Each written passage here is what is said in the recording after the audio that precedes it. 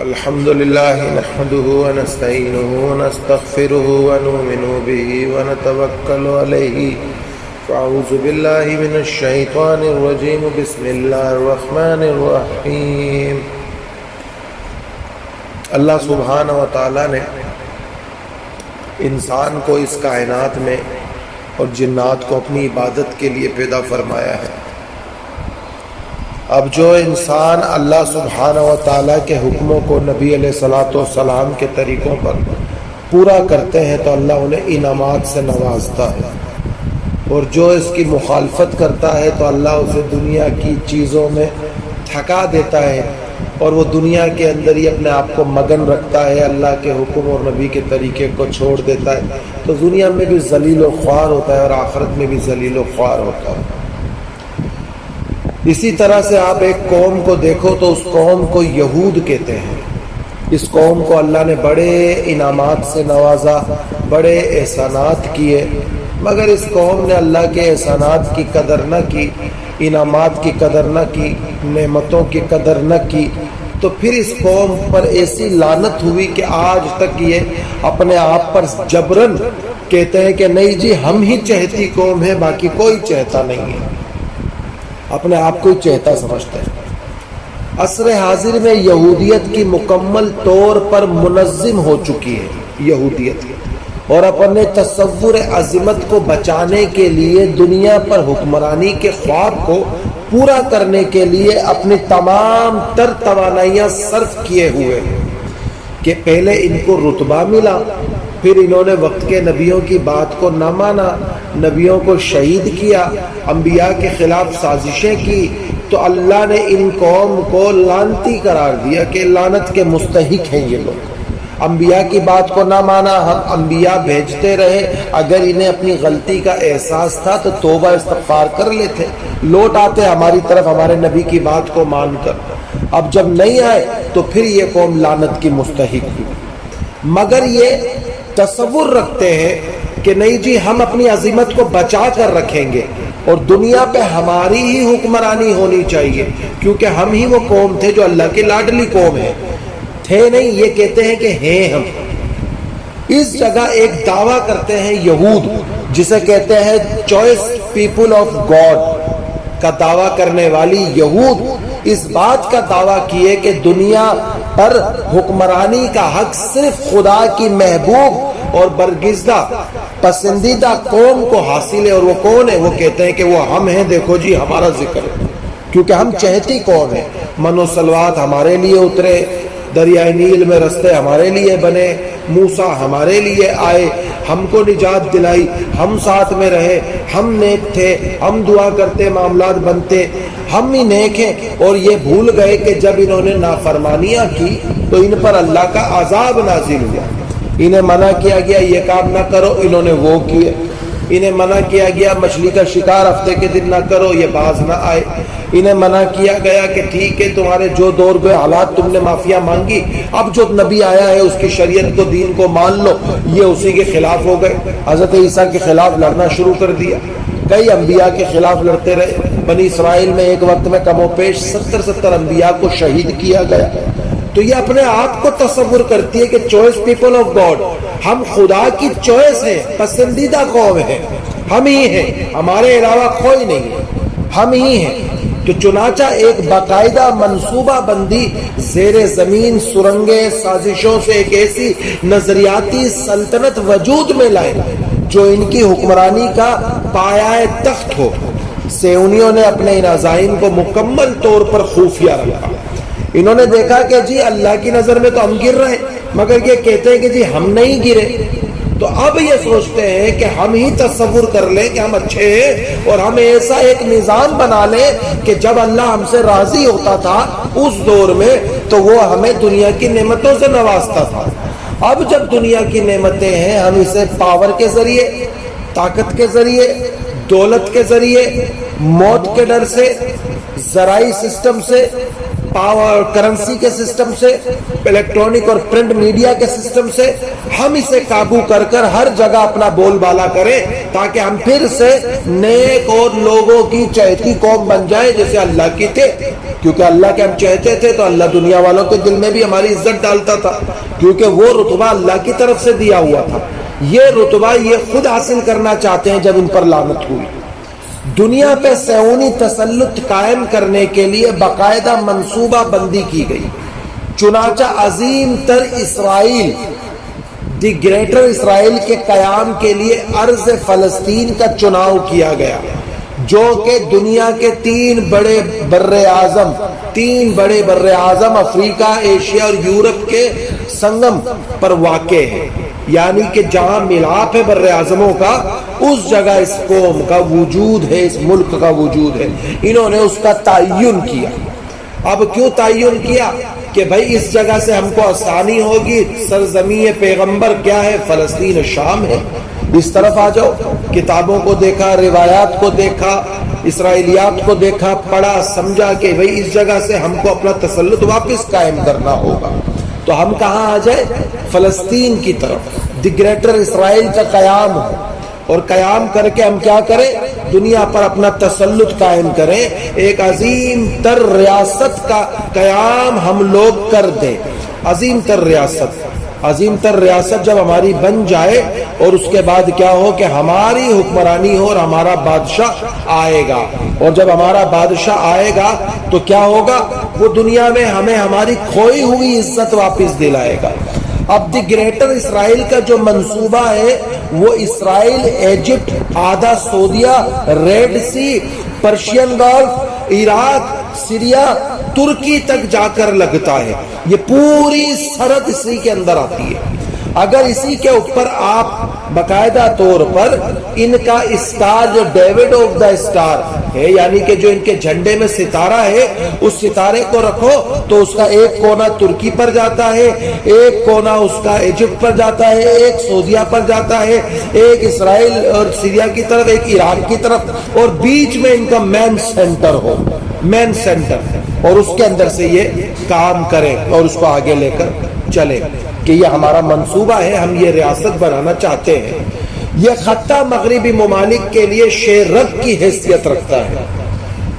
क्योंकि इस खत्ते में मौजूदा बैर अहमर बैनुल-अक़वामी बहरी तिजारत का वाहिद गुजरगाह है, बंदरगाह है। इधर से ही तमाम बहरी जहाज गुजर के जाते हैं। ये जो जंग इस वक्त चल रही है, ये बड़ी खतरनाक जंग है। इसमें नजरियात से काम लिया जा रहा है। आपको एक वीडियो दिखाकर गुमराह कर दिया जाएगा, और एक वीडियो जो हम दिखाएंगे उससे आपको बात समझ आएगी। मगर तमाम मीडिया दिखाएगा कि कुफरिया ताकतें इस्लाम का साथ दे रही है। आप कहोगे देखो जी, कम्युनिस्ट भी इस्लाम के साथ है, मुसलमान गफलत की नींद सोया हुआ है, देखें जी हिजबुल्लाह ईरान साथ है। ये जो सहाबा के नहीं हुए, ये फलस्तीनियों के क्या हो गया?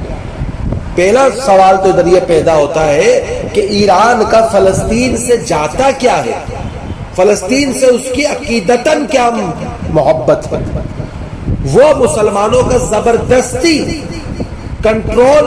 ऑफ पावर, कंट्रोल करने वाला मुल्क बनने की कोशिश कर रहा है कि जी हम मुसलमानों के सिपाही सलार हैं, हम मुसलमानों के सिपाही सलार हैं, हमें देखो। और इसी तरह से मीडिया नजरियात के जरिए उनके पूरे एजेंडे को दिखाकर नजरियात ऐसे भर रहा है कि पाकिस्तान क्या, दुनिया भर में बैठा हुआ आम सा अदना सा मुसलमान या उसके अलावा कोई भी गैर मुस्लिम, उसके दिल में यही आ रहा है कि देखें जी फला गैर मुस्लिम बड़ा अच्छा साथ दे रहा है हमारा। हालांकि रिवायतों में लिखा है और कुरान में तो साफ लफ्जों में है, ये यहूद और नसरानी तुम्हारे दोस्त नहीं हो सकते, ये आपस में एक दूसरे के दोस्त हैं। और रिवायतों में है कि ये तमाम तर काफर आपस में ही तुम्हारे खिलाफ लड़ेंगे मिलकर, और आखिर में क्या होगा, वही होगा कि इनके अलम आएंगे, एक अलम के नीचे सैकड़ों लोग होंगे, कमोपेश 80 के लगभग अलम होंगे इनके, तमाम कुफरियत एक तरफ होगी और मिल्लत इस्लामिया एक तरफ होगी। अब अगर इस खत्ते को समझे तो अपने अज़ाइम की तकमील के लिए 17वीं सदी ईस्वी में सेऊनी तहरीक का मुनज़्ज़म तौर पर आगाज किया गया। तहरीक का मकसद सरजमीन फलस्तीन यहूदी आबादकारी था। سیونی تحریک نے نعرہ لگایا سیون کی واپسی آ جاؤ، سیون کو واپسی آ جاؤ، back to Zionism, Zion, back to Zion, سیون واپس آؤ، کدھر؟ ارض مقدس پر، سرزمین پیغمبر پر، جدھر تاج پوشی دجال ہو، اس جگہ واپس آ جاؤ، بیک ٹو زیون، سیون کو واپسی آ جاؤ۔ 1908 کے اندر ایک یہودی سازش منظر عام پر آئی جس کے انکشافات نے پوری دنیا میں تہلکہ مچ گیا، اور خفیہ دستاویز جس میں یہودی منصوبے درج تھے کسی طرح سے دنیا پر اپنا تسلط قائم کیا جائے، وہ کتاب منظر عام پر آؤٹ ہو گئی، وہ ڈائری، وہ دستاویز، وہ بزرگان دانش یہود کے خفیہ دستاویزات عام ہو گئے، منظر عام پر آ گئی، اور ان کا یہ ایجنڈا کھل کر سامنے آیا۔ یہودی خفیہ تنظیم فری میسن دنیا اور خاصتاً عالم اسلام کی سیاست پر اثر انداز ہونے کے لیے لاجوں اور ٹیمپلوں کے پیچھے دنیا کے سیاسی مدرین اور مفکرین کو اپنا دم فریب میں پھنسانے کے لیے مصروف عمل ہے۔ بڑے بڑے علمی شخصیات لوگ ان کے غلام بن جائیں گے، آج بھی ایسے موجود ہیں، بڑے بڑے لوگ جنہوں نے تمام زندگی صحابہ پر اپنے منہ سے گند ہی بکا ہے، اور لوگ انہیں مسلمانوں کا ہیرو مانتے ہیں، جنہوں نے قادیان میں بیٹھ کر نبوت کے دعوے کیے ہیں، انہیں لوگ اپنا خلیفہ نعوذ باللہ معاذ اللہ نقل کفر نباشت نبی مانتے ہیں۔ وہ بدبخت لوگ جو اپنے آپ کو مہدیت کے دعوے کرنے لگے، لوگ انہیں مہدی مانتے ہیں، وہ بھگوڑے مہدی جو 1200 سال سے چھپا ہوا ہے، لوگ اسے آنے والا مسیحا مانتے ہیں، کیونکہ اہل تشیع رافضیت کے امام مہدی سے اہل سنت کے امام مہدی کا کوئی تعلق نہیں۔ آج کیوں لوگ اس میں منتشر ہوئے، کیوں اس انتشار کا شکار ہوئے؟ کہ ان کی علم ان کے پاس موجود ہے، مگر ان کے نظریات کے ذریعے ان کے نظریات کو بدلا گیا، ان کے دماغ کو مفلوج کیا گیا، تاکہ وہ لوگ ان کی سازشوں کو سمجھ نہ سکیں اور اس میں غم اور فریب میں پھنستے چلے جائیں، اور وہ اس وقت مصروف عمل ہے۔ اور دوسری طرف خفیہ انٹیلیجنس تنظیم موساد مسلم ممالک میں تخریب کاری اور دہشت گردی میں ملوث ہے، اور ملوث یہ تنظیم عالم اسلام کے لیے شکست وار یخت کا باعث بنی ہوئی ہے۔ تمام تخریب کاری اور دہشت گردی میں اسی موساد کا ہاتھ ہے۔ پاکستان میں جس طریقے سے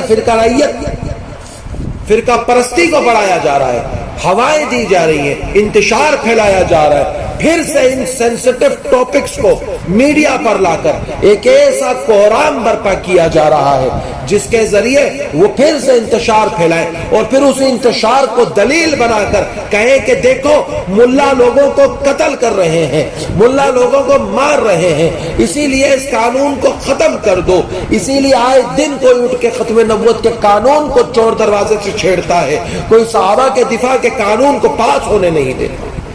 ملٹی نیشنل کمپنیوں اور این جی اوز کے پس پردہ یہودی دنیا کی معیشریت اور معاشریت پر بری طرح سے اثر انداز ہو رہے ہیں۔ سیونی تحریک نے عالمی امن اور نسل انسانی کے مستقبل کو غیر محفوظ کر دیا ہے۔ موضوع تحقیق اس لحاظ سے اہمیت کا حامل ہے کہ یہودیوں کے گھنونے عزائم کو منظر عام پر لایا جائے اور دنیا کو مزید شکست واریت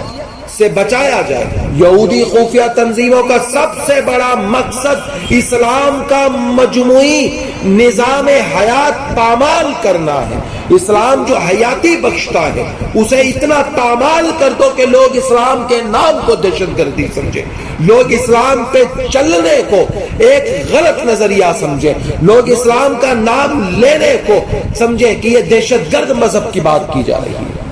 موضوع تحقیقات کا مقصد عالم اسلام کو یہودیوں کی خفیہ تنظیموں اور ان کے مقاصد سے آگاہ کرنا ہے۔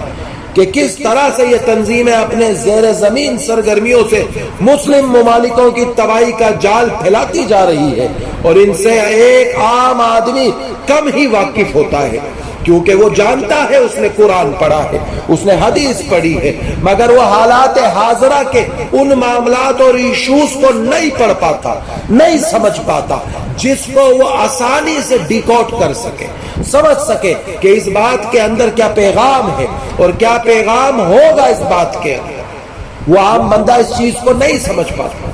ناواقف رہتا ہے۔ وہ عام آدمی اس جال کو سمجھنے میں اسے صدیاں گزر جائیں گی۔ اسی لیے کہتے ہیں کہ حالات اتنے پیچیدہ ہو چکے ہیں، سچ اور جھوٹ کو اتنا گڈمڈ کر دیا گیا ہے کہ آپ سچ کی باریکیت تک نہیں پہنچ پاؤ گے۔ دور حاضر میں جب سیونی ریاست کی تشکیل ہو چکی ہے، گریٹر اسرائیل کی کوششیں، اسرائیل کی ایٹمی تیاریاں اور مغربی ممالک کی اسرائیلی حمایت منظر عام پر آ چکی ہے، تو چنانچہ موضوع کی اہمیت سے انکار ممکن نہیں ہے کہ سیونی عزائم سے عالم اسلام کو آگاہ کیا جائے اور بیداری کا جذبہ فراہم کیا جائے۔ آج مسلمان غفلت کی نیند میں سوئے ہوئے ہیں، مقصد صرف ایک کونے میں بیٹھ کے تسبیح ہلانا ہے، مقصد صرف اپنی ذات تک کی اصلاح ہے۔ امت کی کوئی خبر اس قوم کو آج نہیں ہے۔ میں نے اپنے باقاعدہ طور پہ ان تمام لٹریچر اور لیکچرز کے اندر اس بات پر صاف لفظوں میں کہا ہے کہ ہر مسلمان کے لیے اس فتنے کے خلاف لڑنا لازم ہو چکا ہے۔ یہ ایمان کی جنگ ہے، اگر آج ان کے خلاف کھڑے نہ ہوئے تو ہو سکتا ہے آنے والی نسل ایمان سے محروم ہو جائے، آنے والی نسل ایمان سے محروم ہو۔ تو تمام چیزوں میں بتا چکا ہوں کہ ہم پر لازم ہو چکا ہے کہ ہم اس وقت اس جنگ کو لڑیں جس میں ایمان کی حفاظت ہوگی، نہیں تو آنے والی نسلوں کے جو حالات نظر آ رہے ہیں آج، ان میں شاید ان کے ایمان کو محفوظ رکھنا بہت مشکل ہو جائے، کیونکہ وہ کسی لمحے نہیں چاہتا، یعنی کہ ابلیس، کہ کوئی ایمان کے ساتھ جنت میں چلا جائے۔ اہم یہودی خفیہ تنظیمیں اور عالم اسلام پر ان کے اثرات میں سیونی عزائم کو کس حد تک بے نقاب کرنے کی کوشش کی گئی ہے، اور انہی خفیہ تنظیموں کی وجہ سے عالم اسلام کی معاشریت اور معاشیت اور سیاست پر کیا برے اثرات مرتب ہو رہے ہیں، اور ان کے تناظر میں عالم اسلام کو کیا عملی اقدامات کرنے چاہیے، یہ سب سے اہم ٹاپک ہے جسے ہمیں سمجھنا ہوگا کہ ہماری کیا ذمہ داریاں ہیں۔ ہم وہ اسلام پہ چلنے والے مسلمان تھے، مگر ہمارے حکمرانوں نے اسلام کا نام لے کر تو حلف لیا ہے، مگر اس حلف پر عمل نہیں کیا ہے۔ آئین تو پاس کیے ہیں، مگر آئین کے ماتحت سزائیں نہیں ہوئی ہیں۔ ختم نبوت کے قانون تو بنائے گئے ہیں، مگر ایک بھی بندے کو ختم نبوت کے قانون کے ماتحت سزائیں کوئی گنے چنے لوگوں کو ہوئی ہے، نہیں تو مسلمانوں کو ہاتھ میں ان قانونوں کو لینا پڑ گیا۔ جب قاضیوں کے قلم بک گئے تو فیصلے غازیوں نے کیے ہیں۔ آج اگر اسے ہم سمجھیں کہ ہم یہودی خفیہ تنظیم اور عالم اسلام پر ان کے اثرات کو دیکھیں تو میاں تک تحقیق سامنے آئے گی کہ ہم یہودی خفیہ تنظیم اور عالم اسلام پر ان کے اثرات 5 ابواب پر مشتمل ہے۔ نمبر 1 جو ابواب ہے، یہودیوں کا تاریخی پس منظر کیا ہے، اس چیپٹر میں یہودیوں کی تاریخ کو ہمیں سمجھنا ہوگا، منظر پر روشنی ڈالنی ہوگی۔ اس باب میں بنی اسرائیل کے انبیاء کے دور میں یہودا کا تذکرہ کیا گیا ہے۔ اس باب میں اس بات کا بھی زیر بحث لایا گیا ہے کہ جب بنی اسرائیل نے احکامات الہی کو پس پشت ڈال دیا تھا اور اس نے اس کی کلی نافرمانی کی تھی، تو معاشرتی برائیوں کو اپنا شعور بنا لیا تھا، تو اللہ رب العزت نے ان کے اعمالوں کی وجہ سے ان پر عذاب اور ذلت کو مسلط کر دیا تھا۔ اسی طرح سے اگر دوسرے ابواب کو دیکھیں، سمجھیں دوسرا باب کیا ہے، تو باب دویم جو چیپٹر ہے وہ یہودیت کی عیسائیت و اسلام دشمنی ہے۔ اس چیپٹر میں یہود کی عیسائیت اور عیسائیت اسلام دشمنی کو زیر بحث لایا گیا، اور اسی کی طرح سے یہود نے حضرت عیسیٰ کی قدسی تعلیمات کے خلاف خفیہ سازشیں اور تحریکیں چلائی ہے۔ دوسری فصل میں یہودیوں کے بنی نبی آخری الزماں حضرت محمد علیہ السلام کی ابدی اور سنہری تعلیمات کے خلاف سازشیں کی، تحریکیں و زہر بحث لایا جائے گا، اور سمجھا جائے گا کہ یہودی جس کا انتظار کر رہے تھے کہ وہ پیغمبر آئے اور ہمیں ہماری کھوئی ہوئی عزت واپس لوٹائے، تو جب اللہ نے اس پیغمبر کو خاتم النبین وما ارسلناک الا رحمت للعالمین بنا کر بھیجا، تو یہ یہودی تھے جنہوں نے سب سے پہلے مخالفتیں کرنا شروع کی، سازشوں میں لگ گئے کہ ہم تو یہ یہاں نہیں چاہتے تھے، ہمیں تو اسحاقی شجرے میں سے چاہیے تھا۔ انہوں نے پھر دھوکہ دری سے کام لیا، انہوں نے پھر وہی تکیہ استعمال کیا جس کے مذہب میں جھوٹ کی بنیاد رکھی گئی ہو۔ آج انہی کا پالا ہوا رافضیت عبداللہ ابن سبا کی صورت میں منظر عام پر آیا، اور اس نے ایک نئے طبقے کی بنیاد رکھی اور جو رافضیت کہلائی۔ انہوں نے پھر دھوکہ دیا، پہلے مانگتے رہے کہ کوئی بھیجے اللہ، ہم توبہ کرتے ہیں، اور جب وہ آخری نبی، نبیوں کا سردار، جس پر نبوت کے دروازے کو بند کر دیا گیا ہو، لاڈلا نبی ہو، وجوہات کائنات ہو، مدینے میں چلے تو مدینہ سب سے اعلیٰ، مکے میں چلے تو مکہ سب سے اعلیٰ، وہ ہاتھ اٹھائے انگلی اشارے سے تو اللہ چاند کے 2 ٹکڑے کر دکھائے، وہ معجزہ کہلائے، وہ پانی کا جام آگے کرے تو انگلیوں سے دودھ کی نہریں، پانی کی نہریں جاری ہو جائیں، جس کی پیدائش پر آسمان پہ ستاروں کی کہکشائیں نظر آئے،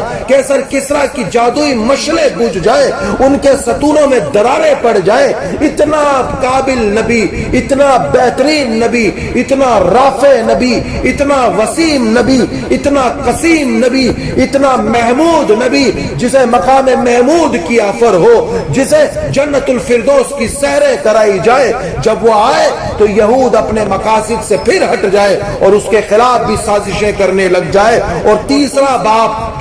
باپ ہوگا وہ عین یہودی خفیہ تنظیمیں، اس باپ کے اندر تسخیر کائنات کے یہودی منصوبوں کی تکمیل کے لیے تحریر کیے جانے والی خفیہ دستاویزات پر تبصرہ کیا جائے گا کہ اس کے ساتھ یہودیوں کی خفیہ تنظیمیں، صہیونیت، زیونزم اور فری میسنری کے مقاصد اور ان کا طریقہ کار اور اسلام پر ان کے اثرات کا جائزہ لیا جائے گا۔ چوتھا باپ جو ہوگا اہم یہودی خفیہ تنظیمیں، اس باپ کے اندر یہودیوں کی ان خفیہ تنظیموں پر بات کی جائے گی جو فلاحی کاموں کی آڑ میں اقوام عالم خصوصاً عالم اسلام کی معیشت، معاشریت اور معیشت پر بری طرح سے اثر انداز ہو رہی ہے۔ این جی اوز کی صورت میں فلاحی کام میں آگے ہے، مگر پس پردہ ان کے عزائم شیطانی ہیں، دجالی ہیں، خوارجی ہیں اور گستاخانہ ہیں۔ وہ تمام عزائم جو وہ قائم کرنا چاہتے ہیں وہ فلاحی کاموں کے ذریعے کرتے ہیں۔ ان تنظیموں میں موساد، امریکی یہودی تنظیمیں، NGOs, multinational کمپنیاں، صہیونی میڈیا قابل ذکر ہے۔ اور نمبر 5 صہیونی ریاست کی تشکیل و صہیونی عزائم، اور اس میں ارض فلسطین کی تاریخ، وقت فلسطین میں یہودی آباد کاری، دی گریٹر اسرائیل کا منصوبہ، قیام کی کوششیں، اسرائیل کی ایٹمی قوت کے اصول کی کوششیں اور دنیا پہ صہیونی تسلط کا منصوبہ اور منصوبہ بندی کا تذکرہ ہوگا۔ اس باب کے آخر میں عالم اسلام کے لیے عملی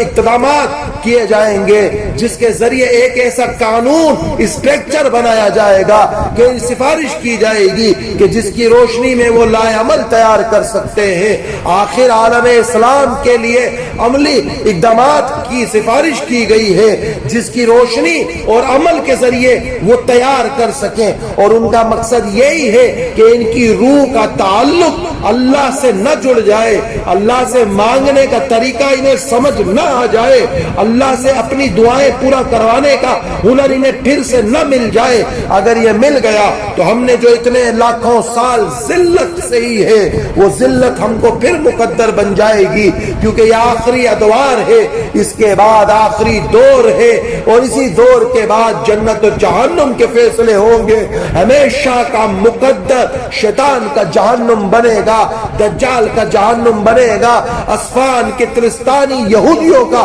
مقدر جہنم بنے گا، رافضیت کا مقدر جہنم بنے گا، خوارجوں کا مقدر جہنم بنے گا۔ تمام کلمہ گو سے ہٹ کر زندگی گزارنے والے، کلمے کو چھوڑنے والے، نبی کے خلاف، صحابہ کے خلاف زبانوں کو استعمال کرنے والے، ان کے خلاف بکواسات کرنے والوں کا مقدر ہمیشہ ہمیشہ کے لیے جہنم ہوگا۔ وہ یہ جانتے ہیں کہ یہ آخری ادوار ہے، سارا پیسہ، ساری دولت، ساری شہرت، ساری عورتیں، سب کچھ اس میں لگا دو کہ انہیں گمراہ کر دو، ہم تو ڈوبیں گے صنم، تمہیں بھی لے ڈوبیں گے، ہم تو جائیں گے جہنم میں، مگر مرنے سے پہلے، قیامت سے پہلے جتنا ہو سکے ہم مسلمانوں کو گمراہ کر دیں کہ وہ کہیں کے نہ رہیں۔ یہ یہودی عزائم ہے، یہ یہودی وہ مقاصد ہیں جو وہ پورا کرنا چاہتے ہیں۔ انشاءاللہ زندگی رہی تو کل یہود کی وجہ تسمیہ پر بات ہوگی، لغوی مفہوم کیا ہے،